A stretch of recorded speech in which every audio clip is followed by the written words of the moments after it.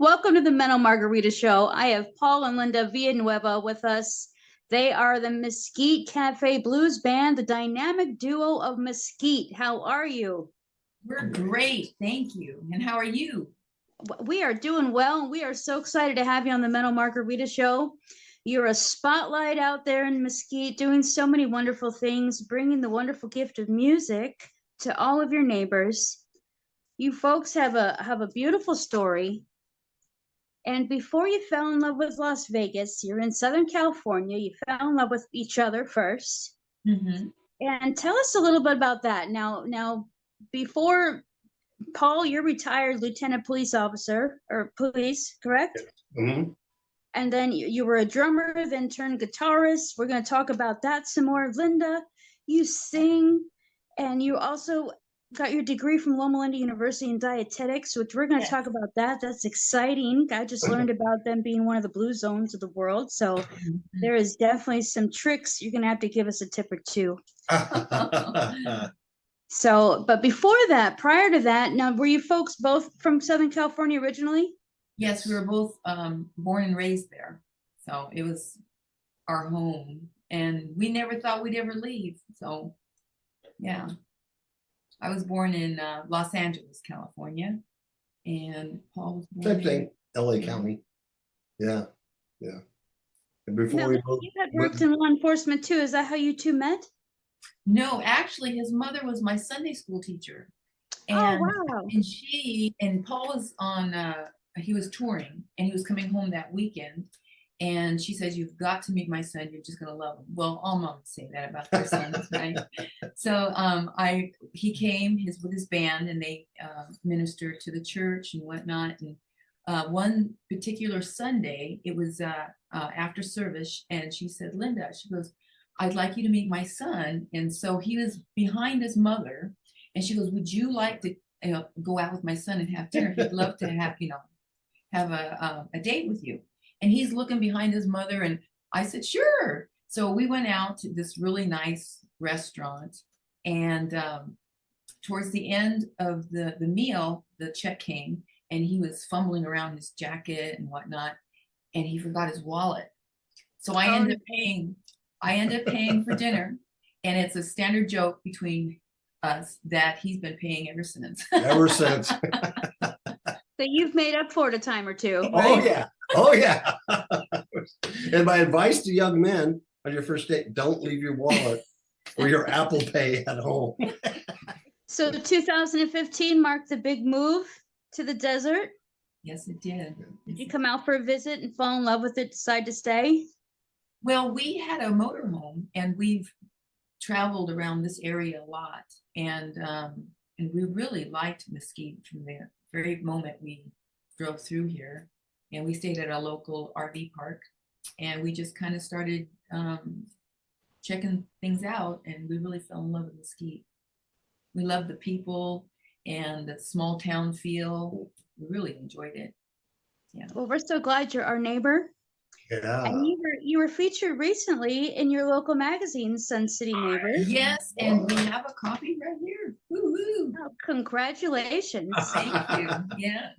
Yeah, Sun City Neighbors. Very nice. Now, in addition to performing, and you guys do all kinds of music. You do a little bit of everything.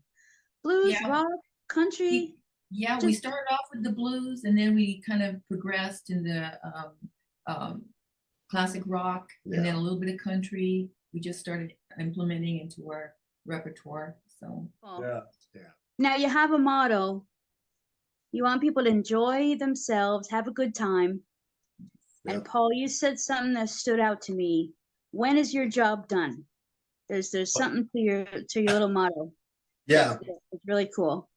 That people have a good time, and at least for a couple hours that we're playing music, they can just escape all the chaos, all the noise in their head and everything around, and just have a good time. And they can be with other humans on the dance floor or sitting down and just relate to humans.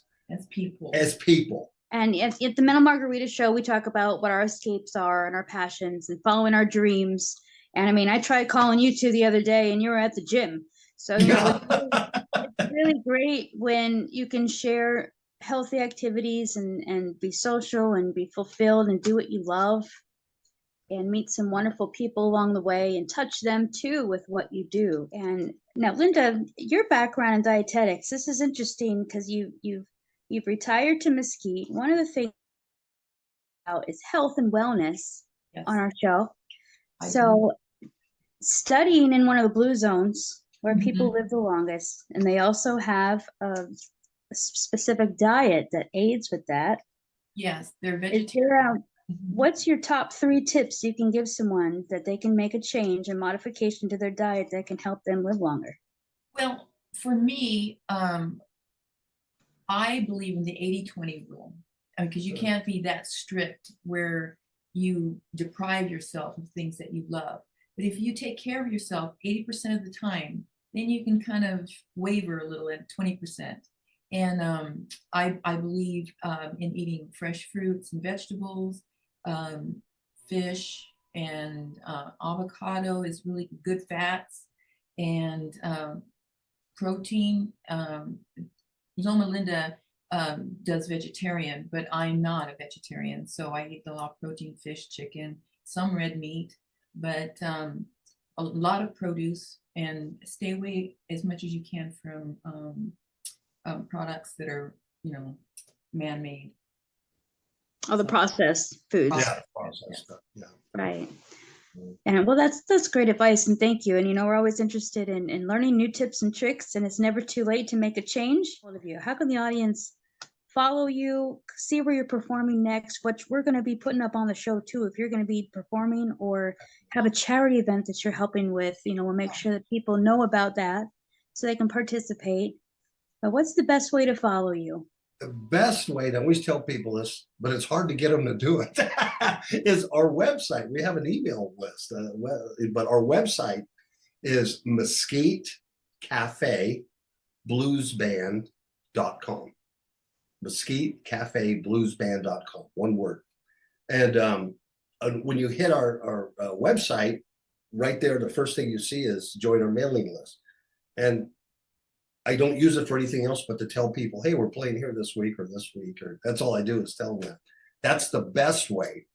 The second best way is through our Facebook page. But you know how Facebook is. It's a business page. Sometimes it delivers stuff, sometimes it don't. And that's Facebook/Mesquite Cafe Blues Band. And but most of her friends just text her, hey, when you play? but that the best way is through the website. Yeah.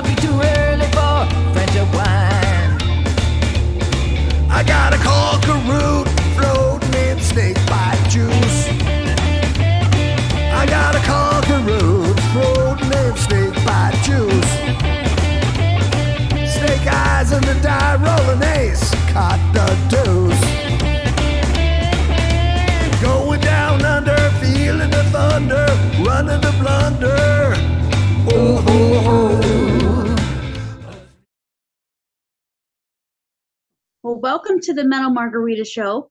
We are so excited to have Beehive Homes in Mesquite with us. And you are one of many Beehive Homes, but yours is very special. So Gerald Hamilton, your owner, operator, you've been in this business a very long time. So many, many years of healthcare management, and then moving over into the skilled nursing, assisted living aspect. And then your resident manager, Amanda Sepulveda, is with us.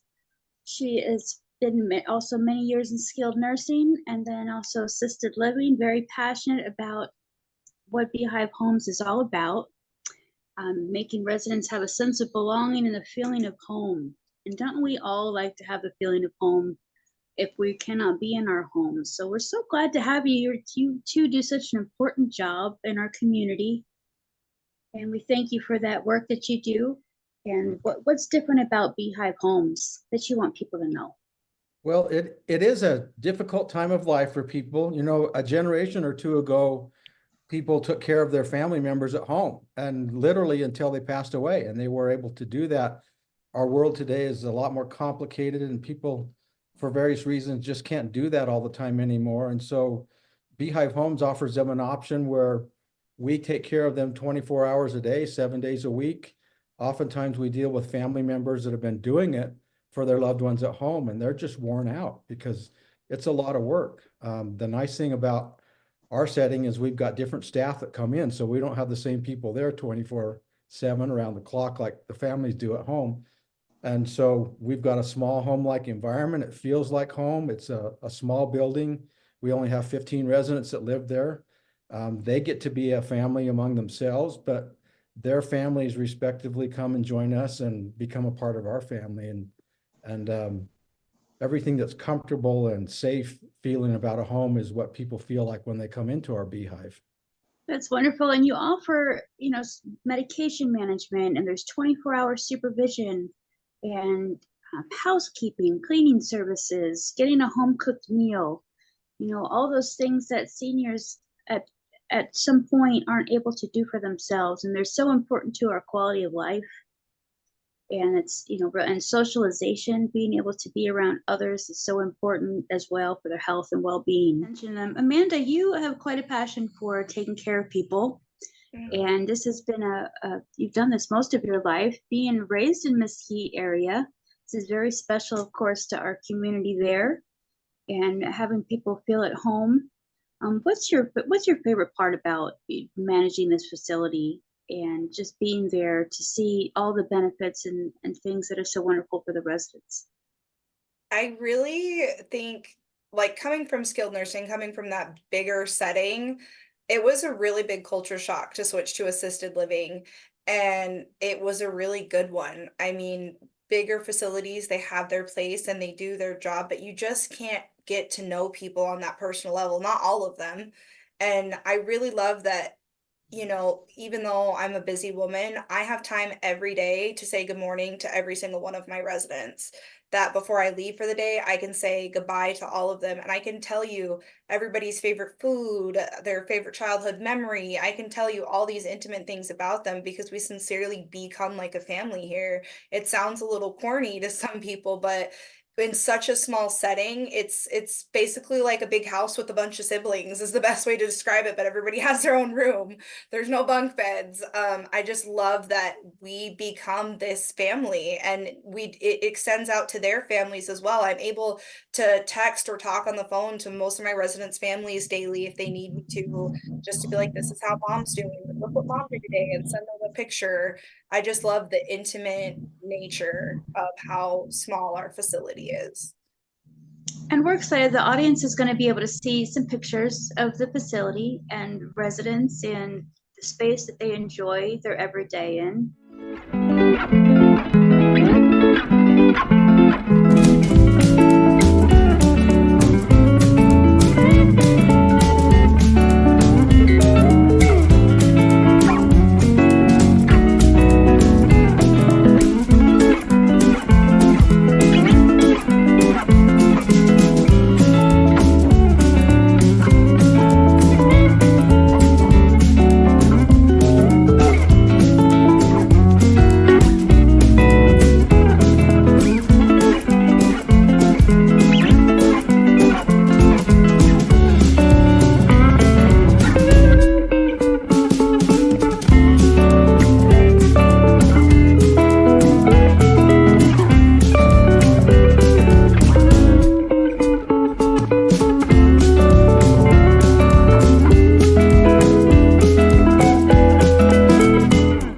I actually was a caregiver for a number of years. I had my grandmother who had dementia.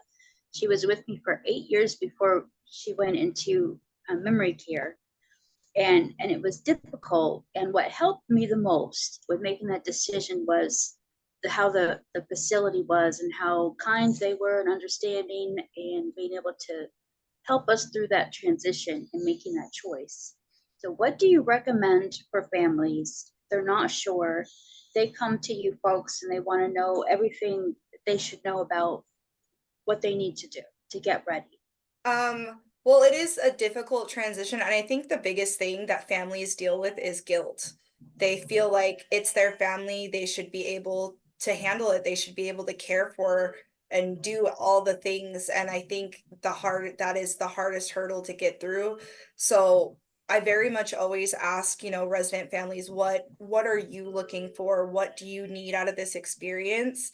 And I think kind of because a lot of times they come not knowing what questions to ask, and I think being as transparent and informative as possible and reassuring that, you're not abandoning your family member.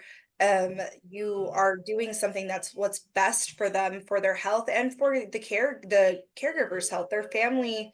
When you're caring for your family member all the time, that wears down on your physical and mental health as well. The name of this show is called Mental Margarita. And many times we're very, very busy. Amanda, you're a working mom and busy in the community and doing so many different things.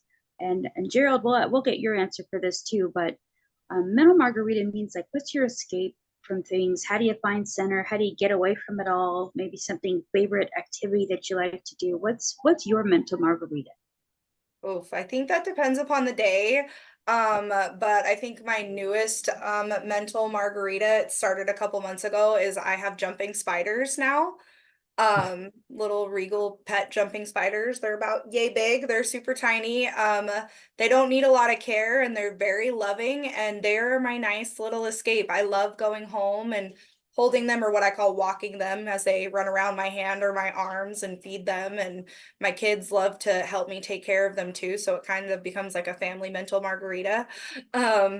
So I think that's my big one right now. And reading books. I've always been a big bookworm. I like to escape into other realities that way. So. And what about you, Gerald? What's your getaway? My getaway really is, I'll give you two. One is is closely related to my work.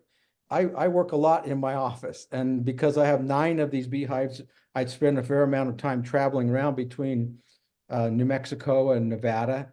But one thing that I really enjoy that helps me relax and helps me get back to center is just spending time with our residents in one of our homes, and sit down, get down on my knees next to them and talk to them, so I'm on their same level, or sit down next to them and talk just about whatever's going on in their lives. They've had rich experiences. They've done a lot.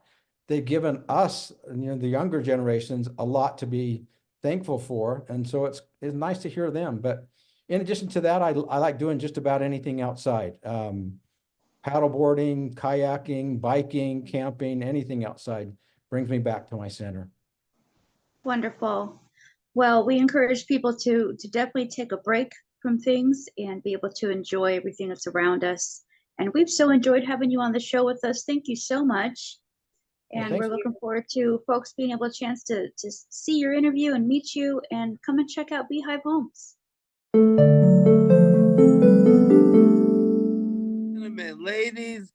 Ladies and gentlemen, we got Amy Barbera in the building. Woo! And Finally. she is wooing. She is full of excitement. She is flying high. I want you to remember that word, guys. Flying. Yes, Hi. flying. How are you feeling today on the Mental Margarita Show? I'm good. Feeling good. When did you realize that you have this amazing talent? Was this something that was happening? Was it being developed in the small town, Hagerstown? Well, I always knew, like, when you're a child, usually God reveals your gifts. We all usually, if we don't know what we want to become, or God somehow as a child reveals it. But so I always loved to sing. I used to sing with Annie, the musical Annie, and different things. But I didn't have much self-confidence. I used to we used to sing, a couple of the friends in the neighborhood, and I always was scared. But when I was I can't remember if it was elementary or middle school, I entered a talent show. And I did my favorite things from The Sound of Music. And I had a little dress and I got the teapot, and I ended up winning against the whole school. So that was like God showing me at that time in my life that that's my destiny. But of course, I didn't know it then. I actually won money. They had a cardboard with a piggy bank drawn on it, and they put all this change, like quarters, and so it was like actually I won money. And it was between me and this girl, Renee Spelding. She was a dancer, and I won. So that was like a really big moment for me as a child.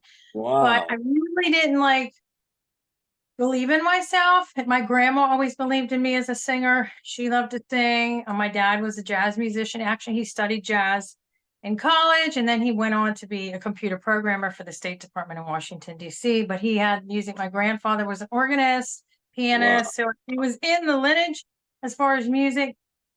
And then I went to college in Hagerstown and was in some musical theater. But it wasn't until I gave my life to the Lord. I actually went through the eating disorder, anorexia nervosa, Yeah. and went through, which is a terrible thing. And I went through a year of therapy. I never had to go in any treatment centers or anything for anorexia. I don't know if you know anything about eating disorders, Oh, anorexia. I absolutely do.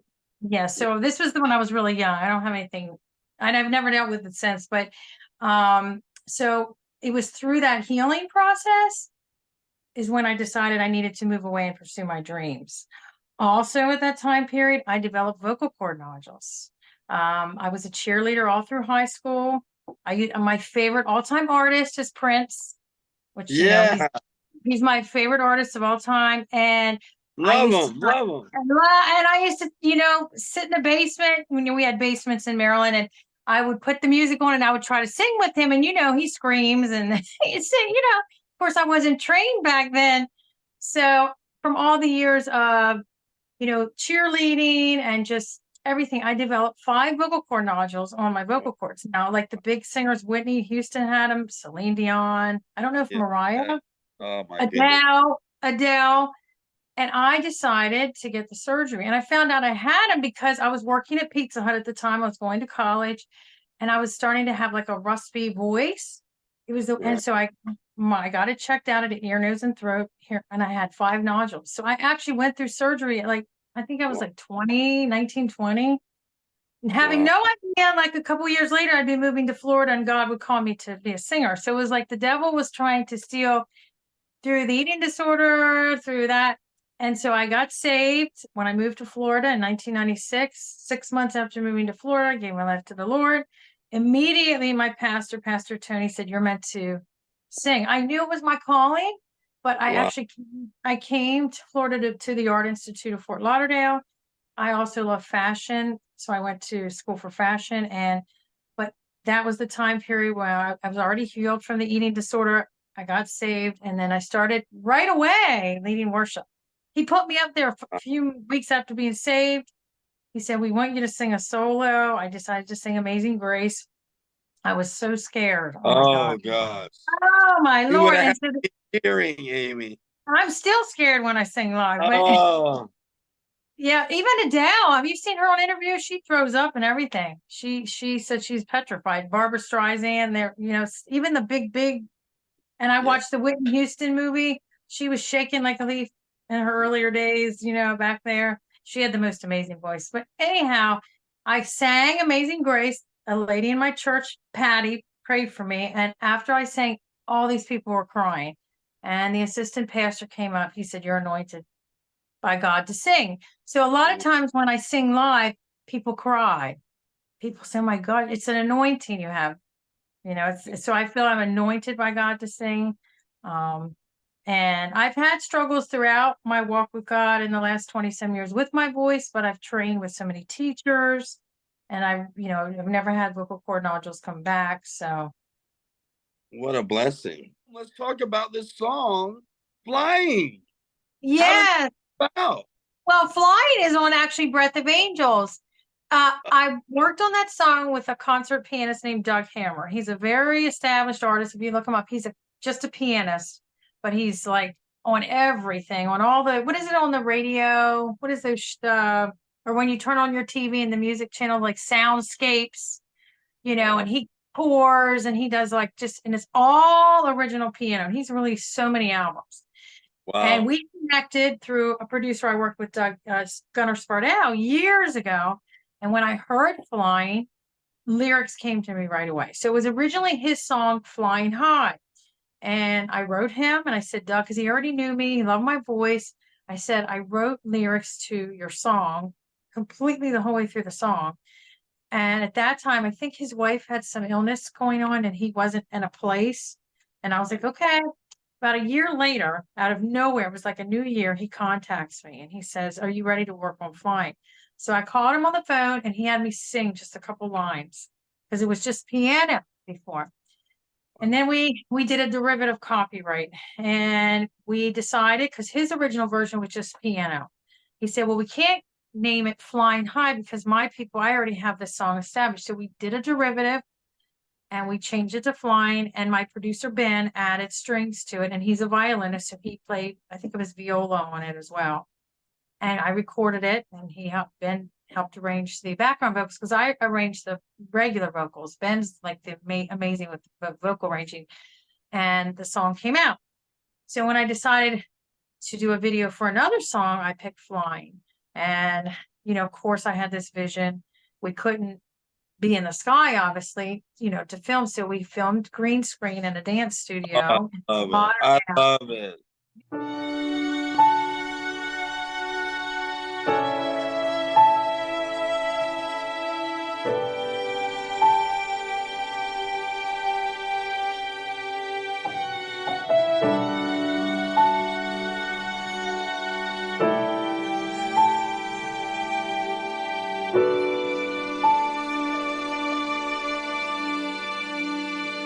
I am flying, flying,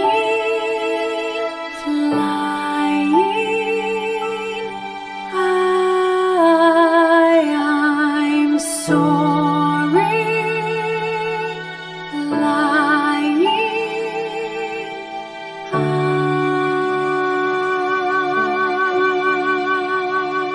I am soaring.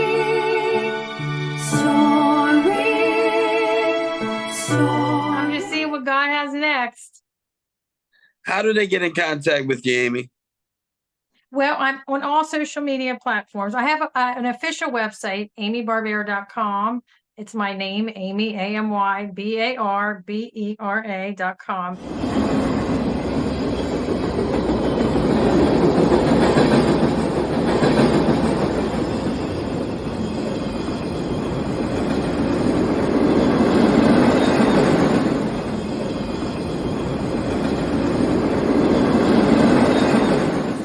When mob ties drive the cars up, bright lights most nights they buy the bars up. Candy coated Chevy cars on the highway. It's Frankie baby, it's on and this is my way. Dean Martin at the Sands this Friday with Sammy Davis. Here's a little hint where I stay.